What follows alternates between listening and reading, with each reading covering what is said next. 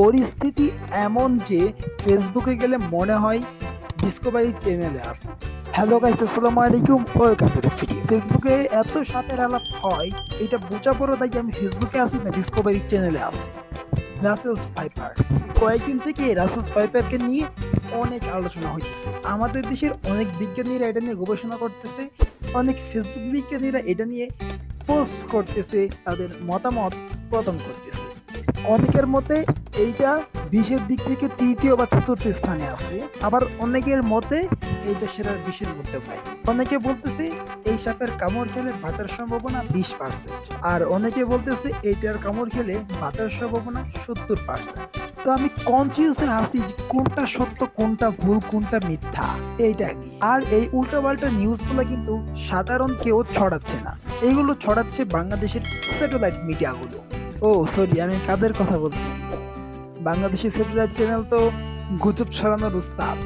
যেটা বলতেছিলাম, এই সাপটা অলরেডি বাংলাদেশের 28টা জেলায় ছড়ায় গেছে, আর ফেসবুকে নিউজ ফিডে ভিডিও সব জায়গায় ছড়ায় গেছে। বিষয়টা এমন যে সাপ যদি বুঝতে পারতো কি পরিমাণ ভাইরাস হয়েছে, আর তার যদি একটা ফেসবুক আইডি থাকতো, তাহলে সেও এখন কাপল ব্লগিং শুরু করতো, কারণ সে এখন বাংলাদেশের ভাইরাল ট্রেন্ডিংয়ে আছে। ফেসবুকে এই সাপকে নিয়ে যতগুলা পোস্ট করা হয়েছে, আমার মনে হয় না সারা বাংলাদেশ খুঁজলেও এতগুলা সাপ পাওয়া যায়। ইউটিউবে এত এত ভিডিও, ফেসবুকে এত এত পোস্ট হয়েছে এই রাসেল ভাইপারকে নিয়ে। যদি আপনি কোনো জায়গায় একটু তরিকে হঠাৎ করে চেয়ে দেখেন, আপনার মনে হবে এইটা বুঝি রাসেল ভাইপার।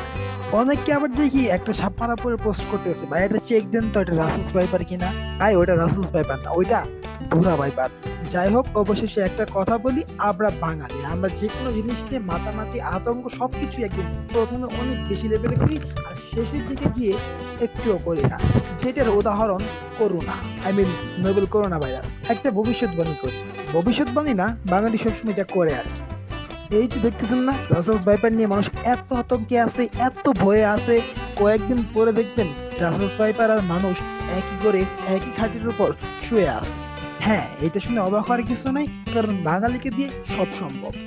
যে বাঙালি করোনাকে ভয় না পেয়েও সব কাজ করে যেতে পারে, যে বাঙালি ঘূর্ণিঝড় দেখার জন্য সমুদ্রের কাছে যেতে পারে, সেই বাঙালি রাসেলস ভাইপারকে নিয়ে একসাথে শুয়েও থাকতে পারে। সেইটা দেখা শুধু সময়ের অপেক্ষা, আর শেষে গিয়ে দেখা যাবে বাঙালি এটাকে কোনো দামই দিতেছে না। আর তখন রাসেল ভাইপার তার দুঃখে একা একাই এই দেশ ছেড়ে চলে যাবে, যেমন করোনা চলে গেছে। তো আজকের ভিডিওটা এই পর্যন্তই, ধন্যবাদ।